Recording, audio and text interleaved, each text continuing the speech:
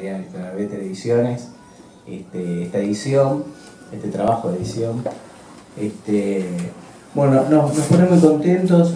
Hoy recién hablaba acá justamente con la mamá, me preguntaba cómo es el proceso de...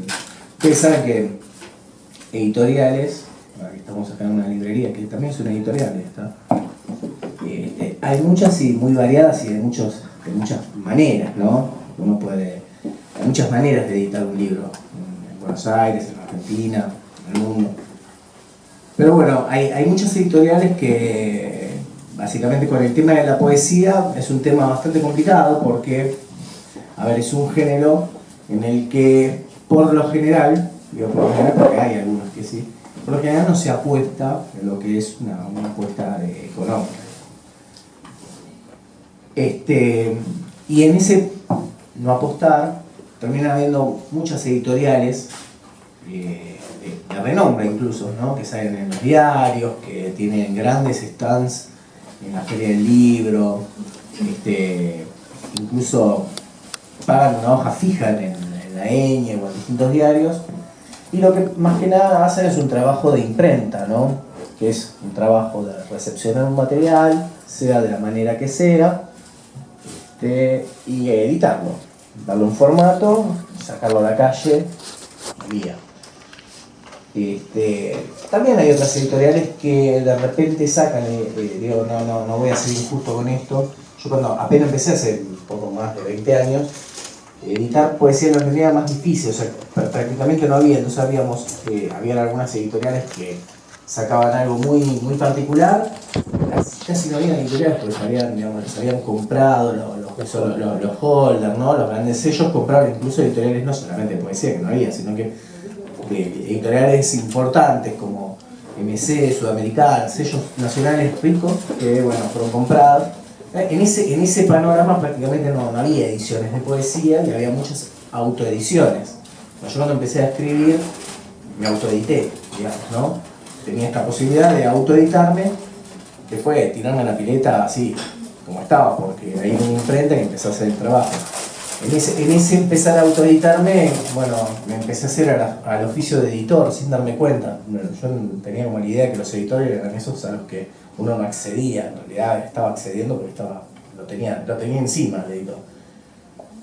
Y entonces, yo a lo largo del tiempo he visto un montón de gente que de repente en esa lucha de tratar de entrar en las pocas o nada editoriales que había, y ser, digamos, con toda la fuerza, ser independiente, porque hay que bancarse, digamos, sacar un libro, que te salga mal, que te salga más o menos, que te salga bien, y además muchos de repente no sacaban sus libros.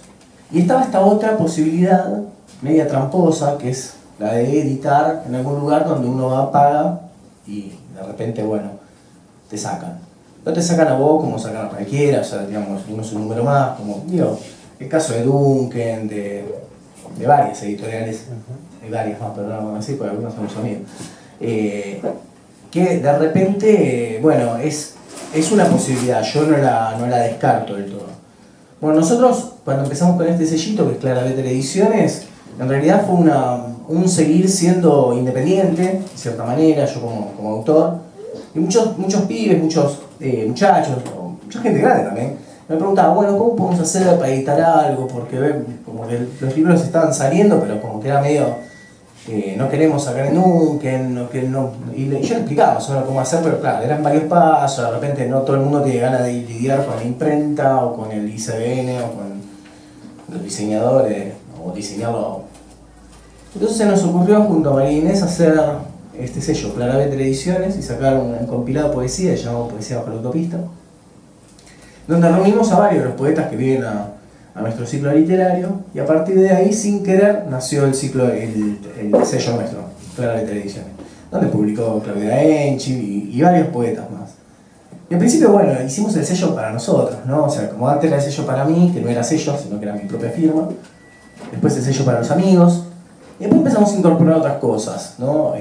Bueno, los compilados de poesía, algún clásico ilustrado. Por ejemplo, nosotros sacamos, ya te digo que lo sacó todo el mundo, Los Siete Locos, pero ilustrado por ilustradores del Centro Cultural donde nosotros trabajamos. Entonces ya teníamos la beta de poner a los dibujantes, pusimos una feria de libros heavy y pusimos algunos ensayistas, entonces sacamos una línea de ensayo, sacamos una línea de cuentos y una línea de poesía. Algunos amigos que habían aparecido en nuestro libro de poesía bajo la autopista nos pidieron ver de qué manera editar. Y la verdad, yo les dije lo mismo que le digo a mí, le digo a todos, bueno, o sea, está bueno sacar un libro, lo que pasa es que bueno, tiene un valor, ¿no? Y bueno, y muchos de los autores, como Claudia, que también, y Roberto Giovanetti, después vino un autor que se ganó un premio en el Fondo Nacional de las Artes, Gustavo Weisberger. Bueno, empezamos a sacarlo, pero siempre con un cuidado, porque el celo es el siguiente, o sea, obviamente que quizás el autor, hay un riesgo, lo sigue corriendo el autor, que no es, digamos, no me voy a poner en santo y decir, no, nosotros apostamos a la poesía, porque sería ridículo decirlo. Pero bueno, con el cuidado de como si fuera una apuesta propia, ¿no? O sea, yo siento que cada uno de los libros que sacamos nos tiene que emocionar, nos tiene que atravesar, porque lo vamos a tener que seguir defendiendo a lo largo del tiempo. A diferencia de cualquier editorial que le cobra a un autor para sacar el libro y después, bueno, sigue, en algunos casos siguen circulando. Yo tengo algunos casos de algunas editoriales que la pelean, ¿no? Por más que, se comprometen, o sea, que lo ven como un trabajo y que lo hacen, otros que no. Nosotros, además de eso, se lleva en juego nuestro nombre, entonces no podemos sacar cualquier cosa. Digamos, no puede ser que venga un autor y que de repente hizo un taller porque el psicólogo le dijo que estaba deprimido, bueno, escriba, entonces bueno, sacó unos textitos y bueno, entonces había sacado un libro, dio 50 ejemplares, no podemos hacer eso. Nosotros después, qué sé yo, presentamos nuestro material, por ejemplo, al Fondo Nacional de las Artes, y este año nos ganamos un premio por estar en su stand, y bueno, ahí hubo un filtro, una selección, tratamos de mandarlo a editoriales, a ferias de libro del interior, a ferias de afuera. Tenemos la esperanza de un día estar en México, donde sea, y bueno, y tenemos que más o menos jugar con buenos jugadores, porque si no, o sea, bueno. Entonces, puntualmente con el caso de Juan, lo que pasó fue que el año pasado se acercó al ciclo, empezó a venir, a concurrir, también con la intención de editar algo. Me trajo un manuscrito que eran varios textos, digamos, un conjunto de textos como para empezar a ver.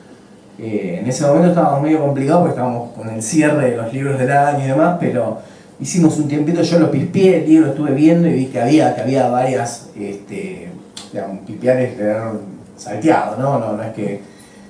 Y encontré varias cuestiones que estaban buenas. Entonces dijimos, bueno, pará, no te voy a dar ninguna respuesta ahora porque va a ser injusta, bancame hasta enero, y en enero con tiempo me leo ya el texto y nos sentamos a hablar. Y bueno, ahí fue que nos empezamos a trabajar en este libro. Empezamos a finales de enero, sí. Tenemos que hacer un calor de perro, me acuerdo, nos encontramos en una esquina, estábamos así todos transpirados y de repente ahora estamos todos emponchados. O sea que bueno, tiene su proceso, ¿no? El libro, bueno, él contará después mejor cómo fue el proceso de escritura del libro. A veces un libro se escribe en 2, 3 meses y a veces en 20, 30 años, ¿no? Y a veces son necesarios 20, 30 años de rumiar para después escribirlo en 6, 7 días. Vasconcelos decía que, José Mauro Vasconcelos, el autor de Mi planta de naranja lima, que escribió Mi planta de naranja lima creo que en 6 o 7 días. Era tanto el dolor que tenía, dice, yo eso lo había amasado toda mi vida, dice, y no dormía, justamente quería terminar eso para no cortarle la sensación del momento, ¿no? O bueno, o el caso de Camino. O Fogwill, que en una noche escribió Los Pichiciegos, en una noche de cocaína y alcohol. Claro, pero eso está basado con el tiempo, ¿no? Algunos escriben así de tirón, como este loco que escribió En Camino, como es que llaman, Jacques Kerouac, padre. Y después hay muchos que dicen, yo soy Jacques Kerouac también, en una noche drogado escribo un libro. No, para que son pocos. Y llegar a ese caso, incluso cuando ellos llegan, tienen la sinceridad de decir, como en el caso de Vasconcelos, que contó su historia, su infancia, con todo lo pesado que era, que bueno, que había un motivo también para hacerlo en 6 días, ¿no? Con sus 6 noches. Por eso, bueno, seguramente habrá tenido también un proceso largo. Él me había contado también que había armado selecciones para llevar a concursos y demás, que muchas veces, bueno, también, ¿no? Es una forma de motorizarse. Bueno, empezamos con este libro, un libro que a nosotros nos gusta, nos enorgullece que forme parte de nuestro catálogo. Salió un buen momento, digo porque salió justo un tiempito antes que nosotros nos presentábamos al Premio Fondo Nacional de las Artes, así que bueno, se presentó en la Feria del Libro, fue el primer libro que salió y se presentó en la Feria del Libro, que no pasó con otros libros, que tuvo una suerte especial, ¿no? También estuvo en la Feria del Libro en el stand de poesía, y bueno, va a seguir recorriendo caminos en ferias del interior, cuando vayamos, en las ferias donde nosotros, digamos, nos movemos o vamos trabajando. Nosotros estuvimos acá en la Feria de San Isidro hace 2 años atrás, no sé si este año estaremos, pero bueno, tratamos de estar digamos, en las distintas zonas para que los libros se muevan, los autores se conozcan. La poesía es difícil, pero bueno, de vender, pero tiene su lógica, y bueno, y acá nos encontramos, hoy un día con tanto frío, festejando el nacimiento de este primer libro de Juan Mané. Así que desde el lado, así como representante de la editorial, o sea, le doy la bienvenida a este mundo editorial, y bueno, y como amigo que nos fuimos conociendo, bueno, le deseo la mejor de las suertes, ¿no? Así que la disfrute, y que bueno, qué mejor que Claudia, que es una amiga de más años que nos dio la poesía, que viene con todos sus colores, y pueda comentar un poquito más.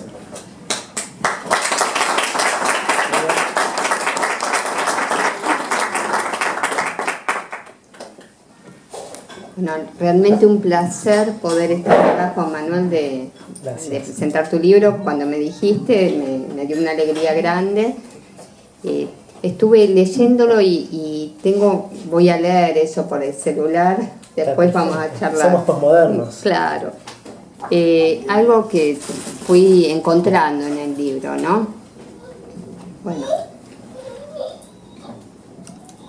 Me pareció, bueno, son 49 poemas, los cuales no tienen título.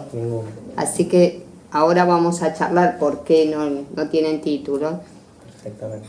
Yo lo que noto es que, bueno, vos como poeta dialogás con vos mismo mucho, ¿no? El río, el hondo río, esa intuición del agua, lo que fluye y cambia. Nada es estático y todo eso se refleja en los poemas. Solo deja que mis sombras sedientas se reencuentren a la vera de algún arroyo seco. La marea, las mareas se adentran y resuenan en estas páginas. Hay una puerta olvidada que golpeará mi pecho cuando el silencio erosione todas las tertulias. El silencio será cierto. Se percibe el instante, entre una orilla y la otra, solo palabras desoyendo. Es medio incómodo estar corriendo. Despalabrado hacia afuera, evocando un rumor hacia adentro. Ese devenir que está presente en cada palabra. El árbol que se mece, la brisa, el salto primordial de las langostas, un alba, los surcos, las guaridas, esas sudestadas, la nostalgia y la ausencia está dentro de cada página. Uno lo percibe y lo puede respirar en cada poema. La mirada del poeta ilumina. La poesía reina en el despojo y las palabras vuelven con brío a perecer en la fuente. Todo esto se me asemeja al viento. Eso busca. Muchas sensaciones, mucho, ¿no? Ir y venir, mucha agua. Mucha agua. Contanos cómo surgió en vos el tema primero de escribir poesía. Vamos a remotos tiempos entonces. Si vamos a hablar de los prolegómenos de iniciación en la escritura de poesía, surge en la primera adolescencia, o sea, saliendo de la pubertad, digamos, en los 12, 13 años, ante de alguna manera el desconsuelo o los fallidos primeros amores,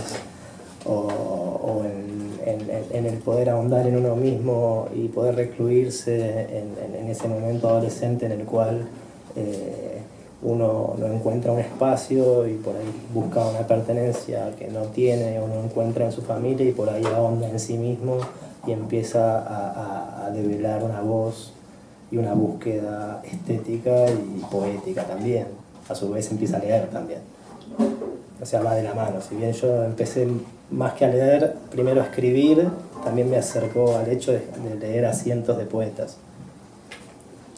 Y desde ese primer momento, ¿no?, que te encontraste con la poesía en esa búsqueda, al hoy, al Juan Manuel que está dentro de este libro, ¿vos qué cambios ves? ¿Qué ejes ves?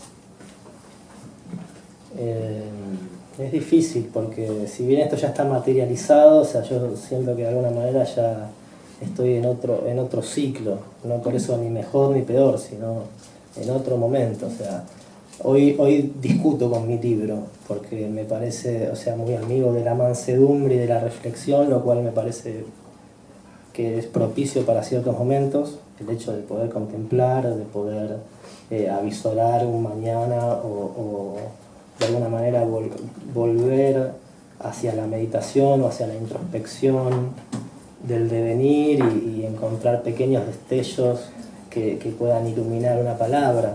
Pero hoy por ahí, o sea, me siento en un ciclo distinto, así como el libro hable con una cita de Raúl Gustavo Aguirre que dice: el instante supremo en que salto o me pudro.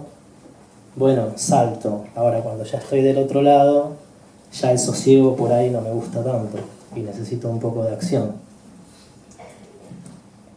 Y con respecto al libro, ¿no? Primero, ¿qué te llevó a publicar?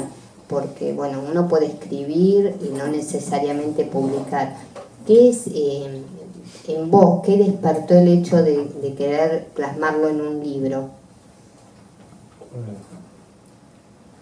A ver, bueno, son varios factores. O sea, el hecho de tener muchos poemarios inéditos que están prácticamente concluidos, pero que quedaron ahí en un tintero o en un cajón, y percibir, no solo por leer obras poéticas de otros autores, sino por leer particularmente la propia, creer estar en condiciones de poder formar parte de una generación de poetas.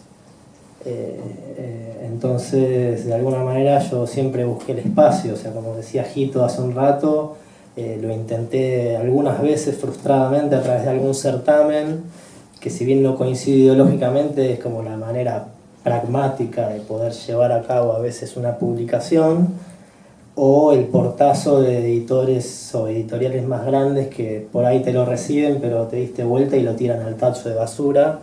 Y por ahí, si bien uno no es que anímicamente se va a sentir mal o se va a sentir despreciado porque sabe cuáles son las condiciones, sabe que no es falta de valor lo que uno hace, sino que sabe que el mercado y el sistema funciona de una manera contraria al valor estético del arte y de la poética contemporánea, o en cualquier momento de la historia pasó lo mismo. O sea, la obra real y más genuina siempre fue anticomercial y cuesta encontrar manera de canalizarlo.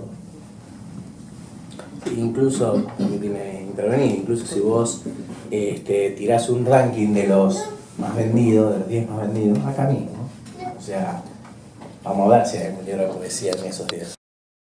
Y lógica del mercado, o sea, tiene otros caminos, o sea, Sí, por otro lado. Camina por otro lado, de repente uno aparece en festivales de poesía que revientan de gente y decir, ¿dónde estaban todos estos? Y de repente en las librerías, hasta en las especializadas, es difícil. Y es una contracultura de alguna manera. Tiene otro camino, incluso por eso yo decía, tiene un ranking, y en el ranking no te pongas a vos, no me pongas a mí, no la pongas a ella, ponelo a Borges, ponelo a alguno de los que todo el mundo considera los más importantes, y no está, no entra tampoco. Y sí, claramente no soy Cortázar.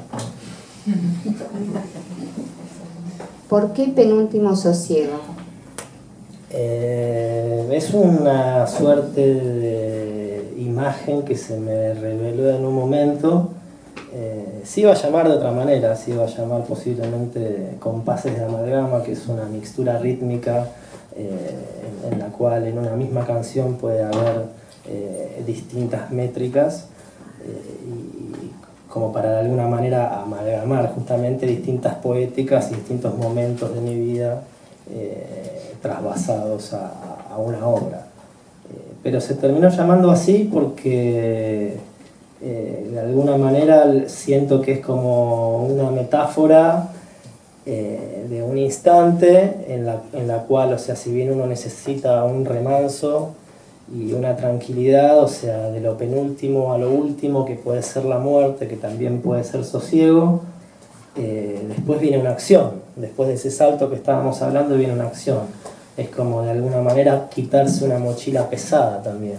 Decir, bueno, sí, yo escribí todo esto desde la hondura, desde la reflexión, desde, como decía, el cierre de una obra Central Asia de un poeta uruguayo, Roberto Echavarren, en la inestabilidad de todo, el tiempo que se rompe se vuelve mi maestro. Bueno, ese tiempo fue mi maestro durante mucho tiempo, en soledad, en el claustro, de alguna manera tratar de sublimar imágenes y estéticas leyendo vorazmente y después tratando también de buscar una propia voz para escribir.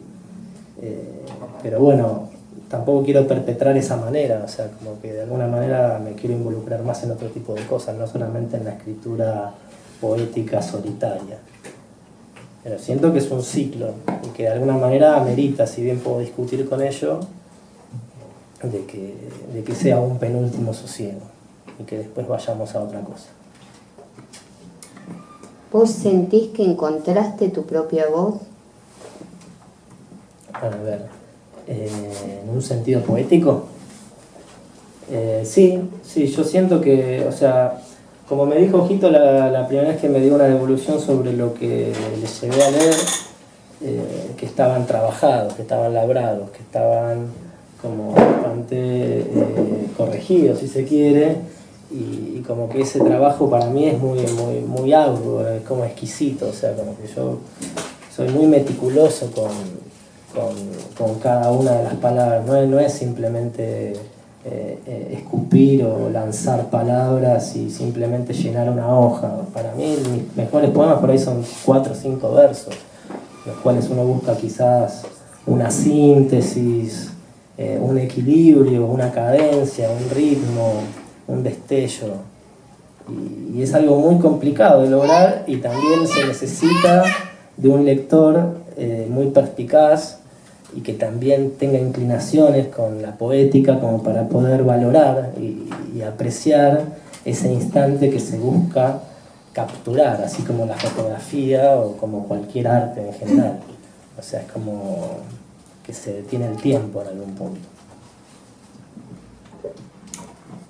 Y en cuanto a los títulos, ¿De los poemas? sí. Bien, originalmente la mayoría de los poemas que componen este volumen tuvieron un título, pero era un título surgido posterior a la escritura a modo de titularlo, simplemente. O sea, no venía a fortalecer una idea o a ser un disparador de una temática a desarrollar, sino que más bien como que requería una cierta obligación de ponerle título a las cosas porque todo tiene que tener un nombre, y me pareció que de alguna forma eso generaba una falsa expectativa o generaba una confusión claro, o sea, exactamente, o sea, se iba por otro lado, como puede ser por ahí una captura, decir, bueno, como una canción, supongamos, un estribillo, y bueno, ¿cómo se llama? Y bueno, le ponemos fulgor. ¿Por qué? Porque el estribillo dice fulgor. Y por ahí es un poco marketinero eso, y por ahí la esencia no está en la palabra más renombrada o en lo que más nos cala hondo, sino que está en la conceptualidad de todo el poema.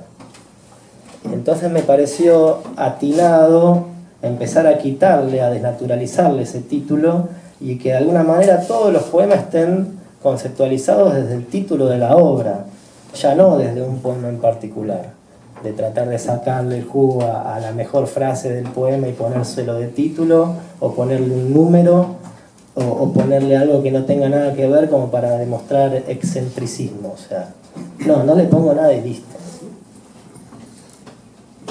Para vos, ¿qué es la poesía? Uf. No sé qué contestar. En parte es acción y por otro lado es como una búsqueda infinita en el lenguaje de poder sacar, como dijo Cerati alguna vez, sacar belleza de este caos es virtud. No sabría definirlo y ni quisiera tampoco poder definirlo porque me parece que sería muy soberbio poder resumir en pocas palabras el significado de una manera de vivir. Entonces creo que cualquier definición coloquial quedaría muy acotada y no cumpliría su cometido, así que no sabría cómo definirlo. Ahora nos podés leer algunos poemas. Por supuesto. Pero sin micrófono, porque se escucha bastante bien, ¿verdad? ¿Se escucha bastante bien? Sí, se escucha. ¿No va a salir algún poema, Claudia? Bueno. No sé. Y después también iba a leer... Va a leer Soraya, una amiga poeta también, va a leer algún poema que ella eligió. Ahora la vamos a invitar a leer algún poema. Bueno, vos hablaste de uno que lo voy a leer, que originalmente se llamaba La búsqueda infinita, pero se lo quité. Y te lo voy a leer. Soy árbol que se mece alrededor de la brisa, y soy brisa que enarbola la cadencia de las hojas de noviembre. Soy el salto primordial de las langostas y un alba dando a luz una guarida de ranas cantándole a la vida. Voy a leer algo más.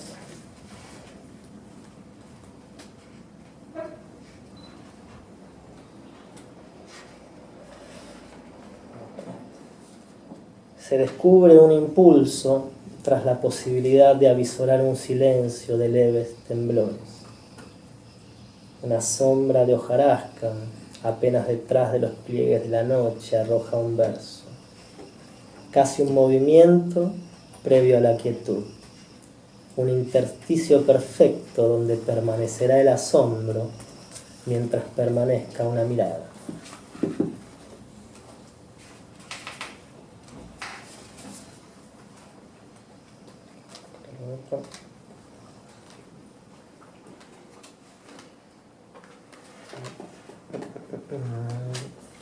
No lo encuentro, claro.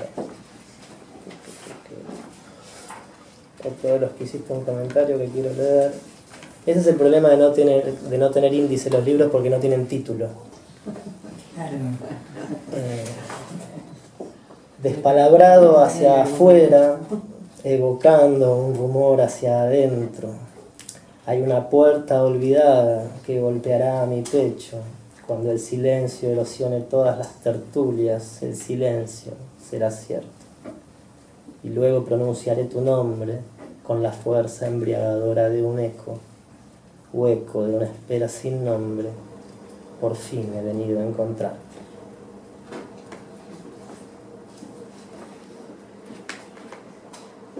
Bueno, vamos a leer.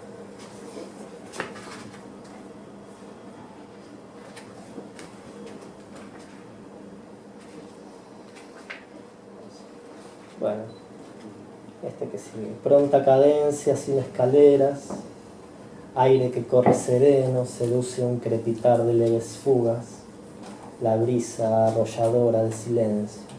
Salvar toda distancia es distanciarnos, la vista aquietada en el agua. Manso rumor atraviesa hasta el último sonido de las palabras.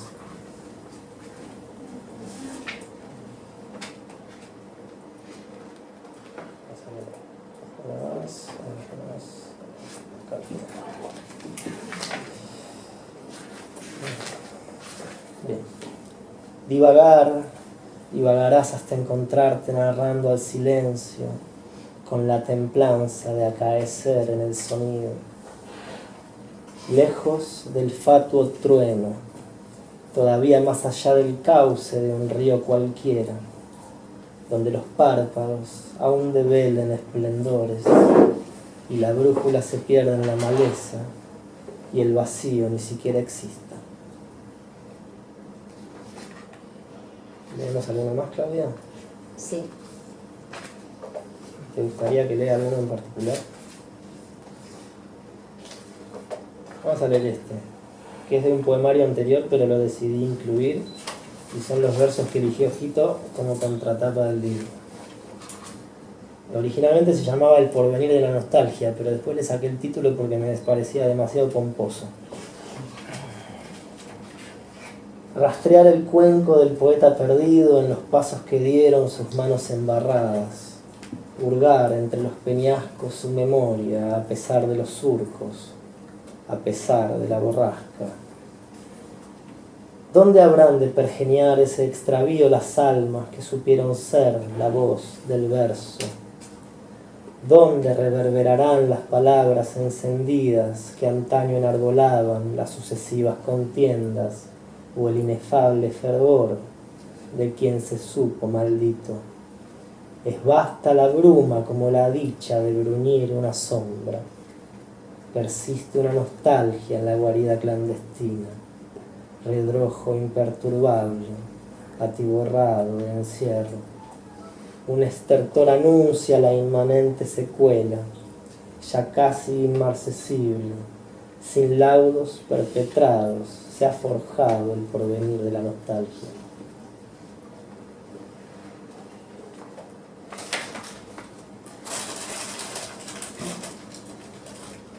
Perecerá esta nostalgia y volveré a contemplar el río sin recurrir al despliegue tenebroso de tu ausencia. No habrá añoranzas sino estelas, jirones en el viento como una sonrisa lanzada al vacío. El secreto del agua se agitará en la orilla al estrellarse contra esta maleta abultada de palabras y de arena.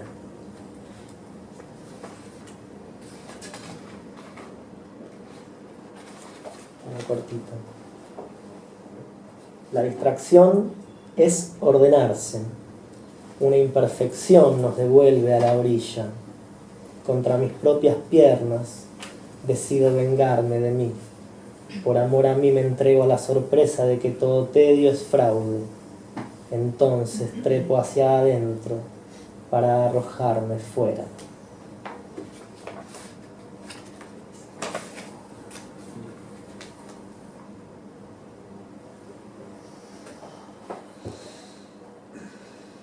Un tránsito mío en un aterrizaje digno de tu vuelo. Solo soy ápice de un lápiz inconcluso. Bebo lo que me arrimen a mi noche subversiva. Una boca tuya se arrima al sortilegio de una noche cualquiera y me transforma un instante.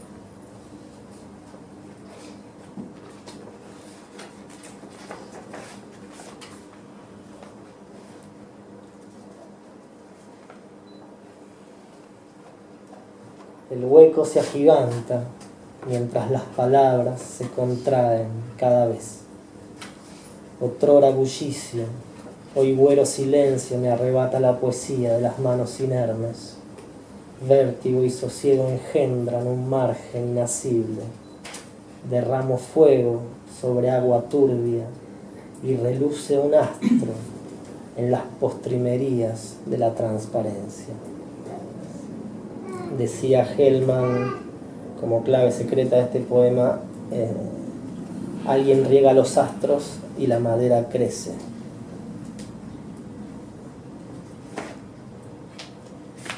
Vamos a ver qué más podemos leer.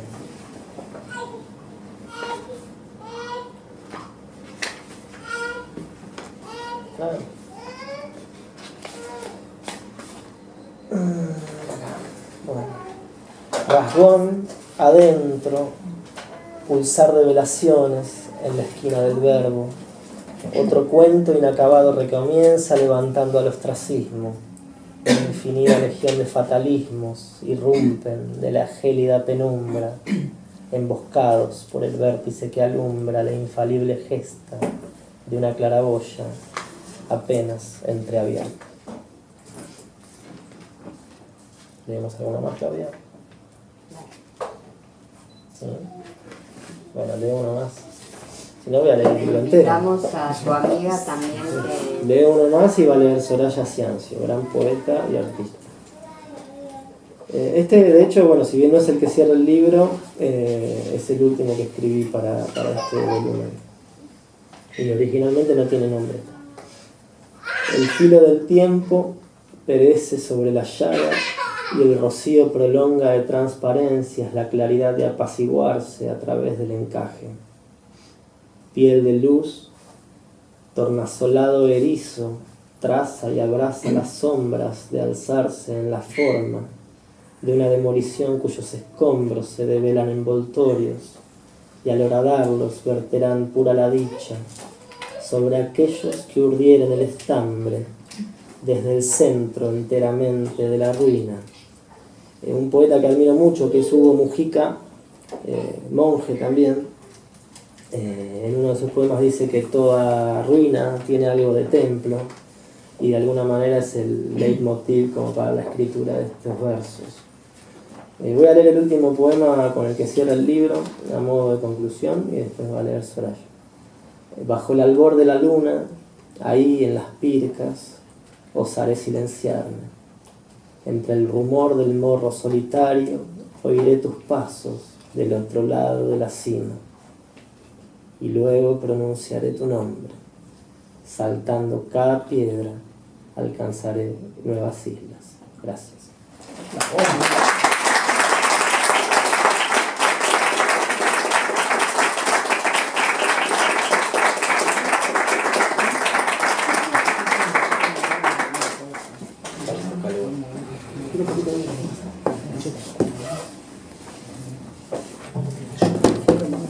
No lo leí para que lo leas vos. Sí, porque no me dejaste ninguno. No, hay un montón, quedan como 20. De los que había elegido. ¿Querés micrófono? Sí. ¿Querés que lo tenga? No.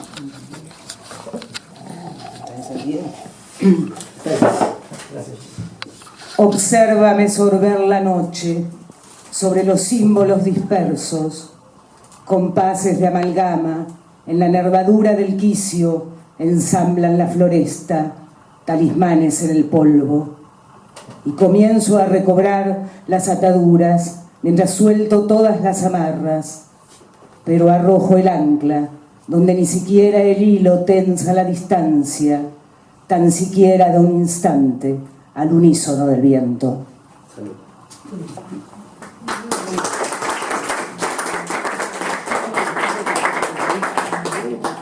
Ya los había leído, pero bueno. ¿Qué quieras? Había elegido, pero él ya los leyó, pero... No, con otra Pero voz. bueno, viene con el bis. Es otra voz. Otra voz. Es otra voz, otra interpretación. Despalabrado hacia afuera, evocando un rumor hacia adentro.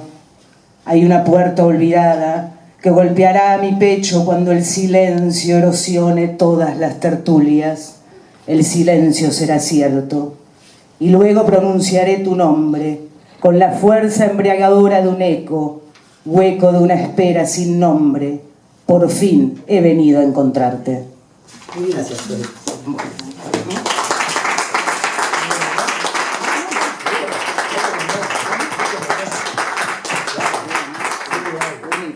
Me divierte más escucharte a vos que leer yo. El último que había. ¿Este? Dale. Metamorfosis silenciosa, cadencia del antiplano, se avisora a la distancia, un albor de trasluz hacia la noche indómita, un cántico trasunta todo el vértigo ausente. Salud.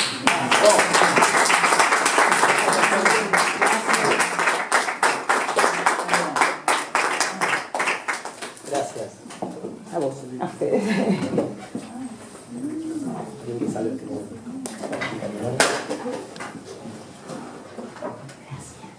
¿Quieres hablar? Hemos hablado suficiente de Claudia Enchi. ¿Querés decir unas palabras a modo de conclusión? Bueno, que realmente fue un hermoso momento, súper cálido y bueno, te felicito. Gracias, Clara.